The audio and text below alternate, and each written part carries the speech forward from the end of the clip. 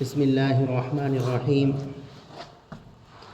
یہ اللہ کا فضل ہے کہ قرآن مجید کا پہلا پارہ الحمدللہ آپ لوگ ترجمہ اور مختصر تفسیر کے ساتھ میں پورا سن چکے ہیں، اور ہم اللہ سے دعا کرتے ہیں کہ اللہ تبارک و تعالیٰ یہ جو 29 پارے ہیں ان کو بھی ہمیں سمجھنے اور سننے اور اس پر عمل کرنے کی توفیق عطا فرمائے۔ صبغۃ اللہ ومن احسن من اللہ صبغۃ ونحن له عابدون قل اتحاجوننا فی اللہ وهو ربنا وربکم ولنا اعمالنا ولکم اعمالکم ونحن له مخلصون۔ اللہ رب العالمین نے فرمایا کہ مسلمانوں تم یہودیوں سے اور عیسائیوں سے یہ کہو کہ ہم پہ تو اللہ کا رنگ چڑھ گیا ہے، ہم نے اللہ کے رنگ کو قبول کر لیا ہے۔ اللہ کا کوئی رنگ نہیں ہوتا ہے، لیکن یہ الفاظ اس لیے بولے گئے ہیں کہ مسلمانوں سے کہا جا رہا ہے کہ مسلمانوں یہودیوں سے یہ کہو کہ ہم نے تو اللہ کی بندگی کو قبول کر لیا ہے۔ صبغہ عربی میں کلر کو ہی کہتے ہیں، صبغۃ اللہ، اللہ کا کلر، اللہ کا رنگ۔ تو یہاں یہ کہا جا رہا ہے کہ مسلمانوں یہ کہو کہ ہم نے تو اللہ کی بندگی کو قبول کر لیا ہے اور اللہ کو اپنا رب تسلیم کر لیا ہے۔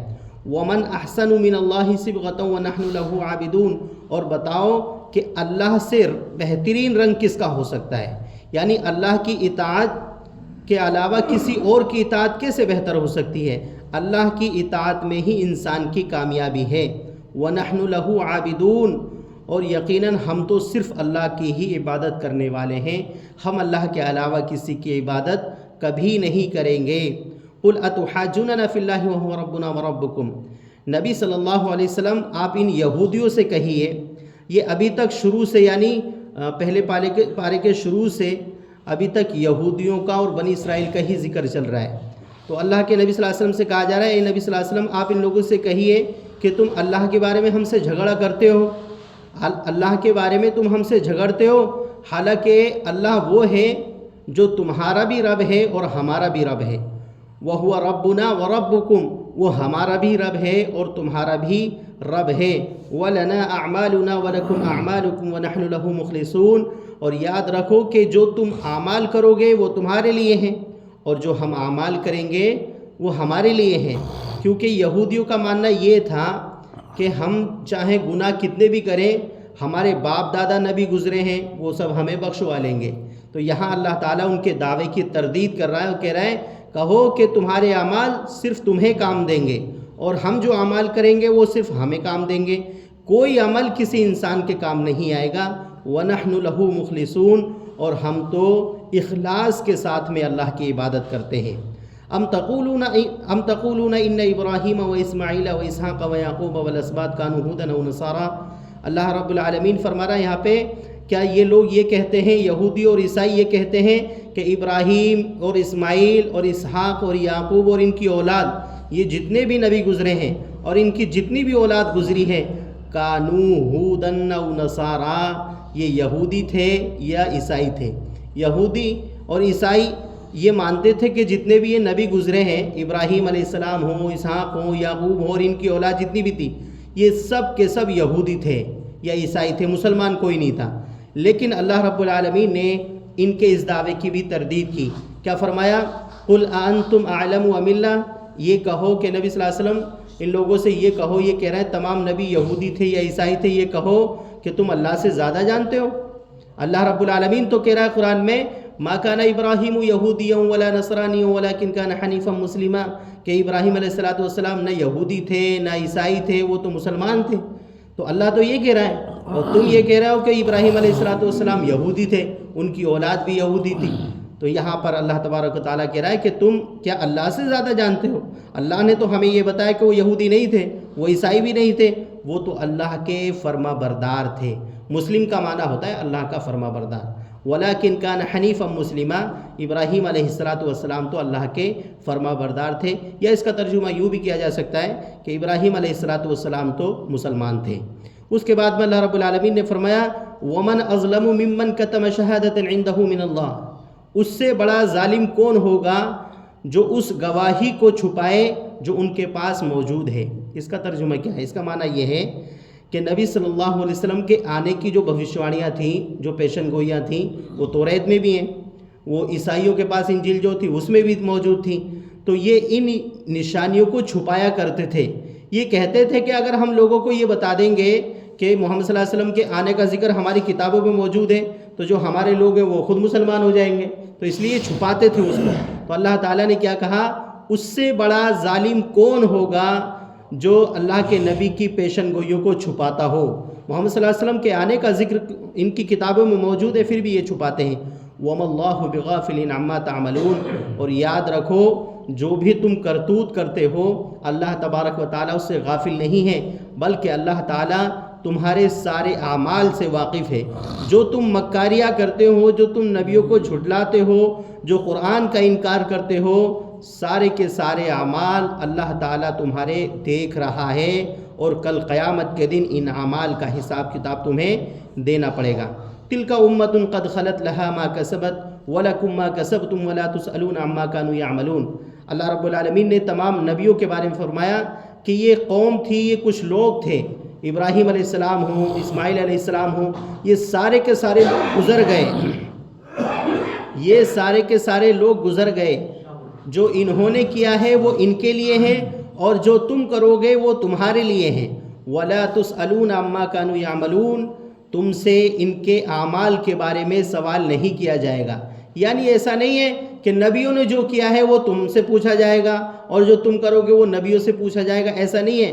بلکہ وَلَا تَزِرُ وَازِرَةٌ وِزْرَ أُخْرَىٰ، اللہ تعالیٰ نے قرآن مجید میں دوسری مقامات پر کہا کہ ہر انسان اپنے اعمال کا بوجھ خود اٹھائے گا، اس کا کوئی بوجھ نہیں اٹھانے والا. ایسا نہیں ہے کہ گناہ میں کروں اور سزا کوئی اور بھگتے، یا نیکیاں کوئی اور کرے اس کا فائدہ مجھے ملے، ایسا نہیں ہے. ہر انسان اپنے اعمال کا حساب کتاب خود دے گا. اب یہاں سے دوسرا پارہ شروع ہوتا ہے. سَيَقُولُ السُّفَهَاءُ مِنَ النَّاسِ مَا وَلَّاهُمْ عَنْ قِبْلَتِهِمُ الَّتِي كَانُوا عَلَيْهَا. کچھ لوگ عن قریب ایسے لوگ آئیں گے جو یہ کہیں گے کہ مسلمان پہلے جس قبلے پر تھے اس کا رخ کس نے موڑ دیا. اب یہ تھوڑا سا سمجھنے کی بات ہے. یعنی کچھ بے وقوف ایسے آئیں گے جو یہ کہیں گے کہ مسلمان پہلے جس قبلے کی طرف رخ کر کے نماز پڑھتے تھے اس قبلے کو کس نے موڑ دیا. معاملہ یہ ہے کہ نبی صلی اللہ علیہ وسلم جب ہجرت کر کے مدینہ گئے تھے تو تقریباً مفسرین نے لکھا ہے 16 یا 17 مہینے مسجد اقصیٰ کی طرف یعنی بیت المقدس کی طرف جو ہے رخ کر کے نماز پڑھی گئی. تو اس پر بعض منافقین نے، بعض یہودیوں نے یہ کہا کہ یہ اس لیے پڑھ رہے ہیں مسجد اقصیٰ کی طرف کو نماز رخ کر کے کیونکہ مسجد اقصیٰ کی طرف کو رخ کر کے یہودی بھی نماز پڑھتے تھے، یہودی بھی عبادت کرتے تھے. تو بعض منافقین یہ کہتے تھے کہ انہیں محمد صلی اللہ علیہ وسلم کو اپنے مذہب پر یقین نہیں ہے، یہ اندر ہی اندر یہ جو ہے نا اس میں ہے، تردد میں ہے. یہ سوچ رہے ہیں کہ ہو سکتا ہے یہودیوں کا مذہب اچھا ہو، اس لیے یہودیوں کے قبلے کو اپنا قبلہ بنا رہے ہیں. تو نعوذ باللہ اس طرح کے اعتراضات کیے گئے اس زمانے میں. تو اللہ رب العالمین نے کیا کہا کہ بعض بے وقوف یہ کہیں گے کہ مسلمان جس قبلے کی طرف رخ کر کے نماز پڑھتے تھے اس قبلے کو کس نے موڑ دیا، کیونکہ پھر بعد میں حکم بدل گیا تھا. تو بعض منافقین نے یہ اعتراض کیا، یہودیوں نے کیا، مشرکین نے کہا کہ محمد صلی اللہ علیہ وسلم خود اپنے مذہب کے بارے میں کنفیوز ہیں، تبھی تو وہ یہودیوں کے قبلے کی طرف نماز پڑھتے ہیں. تو اللہ رب العالمین نے کہا قُلْ لِلَّهِ الْمَشْرِقُ وَالْمَغْرِبُ. ارے بے وقوفو، تم یہ کہتے ہو کہ اگر کوئی مسجد اقصیٰ کی طرف نماز رخ کر کے نماز پڑھ رہا ہے تو اس کا مطلب وہ اپنے مذہب کے بارے میں شک کا شکار ہے، شک کر رہا ہے. وہ ایسا نہیں ہے، بلکہ مشرق ہو یا مغرب ہو، مشرق ہو یا مغرب ہو، پورب ہو، پچھم ہو، اتر ہو، دکھن ہو، یہ سب اللہ رب العالمین کے لیے ہے اور اللہ کے بنائی ہوئی چیزیں ہیں. اللہ رب العالمین کی بنائی ہوئی چیزیں ہیں. اللہ جب چاہتا ہے جس طرف چاہتا ہے حکم دیتا ہے. اس کے بعد پھر اللہ رب العالمین نے حکم دیا کہ بھئی آپ بیت اللہ کو ہی اپنا قبلہ بنائیں. تو اللہ رب العالمین نے حکم دیا تو سارے مسلمان اسی طرف نماز پڑھنے لگے. تو اللہ رب العالمین نے کہا یہدی من یشاء الی صراط مستقیم. یہ جو لوگ اس طرح کی باتیں کر رہے ہیں یقیناً یہ گمراہ ہیں. اللہ جس کو چاہتا ہے ہدایت دیتا ہے، کیونکہ اس طرح کی باتیں گمراہی کر سکتے ہیں. نبی صلی اللہ علیہ وسلم پر اعتراض، نبی صلی اللہ علیہ وسلم پر شک اور نبی قرآن پر شک، اس طرح کے لوگ کون لوگ ہو سکتے ہیں؟ یقیناً گمراہ لوگ ہی کر سکتے ہیں، ہدایت یافتہ تو نہیں کر سکتے. ہدایت یافتہ تو یہ کہتا ہے کہ میرے نبی نے جو کہا بس وہ صحیح ہے. اب رسول اللہ صلی اللہ علیہ وسلم نے جو کر کے دکھایا وہ صحیح ہے. قرآن میں جو اللہ نے نازل کیا وہ بالکل حق ہے اور سچ ہے، اس میں کوئی شک کی بات نہیں ہے. تو تو اللہ رب العالمین کہہ رہا ہے کہ یہ گمراہ لوگوں کا کام ہے اس طرح کی باتیں کرنا. یہدی من یشاء الی صراط مستقیم، اللہ جس کو چاہتا ہے سیدھے راستے کی طرف ہدایت دیتا ہے، اور ہدایت دینا یہ اللہ رب العالمین کی ذمہ داری ہے. اور ہدایت اس انسان کو ملتی ہے، ہدایت بھی اس انسان کو ملتی ہے جو ہدایت کا طلبگار ہو، جو یہ چاہتا ہو کہ مجھے سیدھا راستہ ملے، جو یہ چاہتا ہو کہ میں دنیا میں بھی کامیاب ہو جاؤں، آخرت میں بھی کامیاب ہو جاؤں. تو جو ہدایت چاہتا ہے اللہ تعالیٰ اس کو ہدایت دیتا ہے. اور جو انسان چاہے ہی نہیں، وہ تو سوچے بھائی میرے باپ دادا جو کرتے ہوئے آ رہا ہے مجھے تو وہی کرنا ہے، مجھے کیا مطلب ہے کسی چیز سے، تو ایسے انسانوں کو اللہ تبارک و تعالیٰ ہدایت نہیں دیتا ہے. اس لیے انسان کی خود کی بھی کوشش ہونی چاہیے کہ میرے رب نے جو قرآن مجید میں کہا ہے مجھے اس کو سمجھنا ہے، اس پر عمل کرنا ہے. میرے باپ دادا کیا کرتے تھے مجھے اس سے کوئی فرق نہیں پڑتا ہے، میرے اللہ نے جو کہا ہے مجھے اس پر عمل کرنا چاہیے. اللہ تعالیٰ سے دعا ہے کہ اللہ تعالیٰ ہم تمام کو ہدایت پر عمل کرنے کی توفیق عطا فرمائے، قرآن مجید کو سمجھ کر کے پڑھنے کی بھی توفیق عطا فرمائے.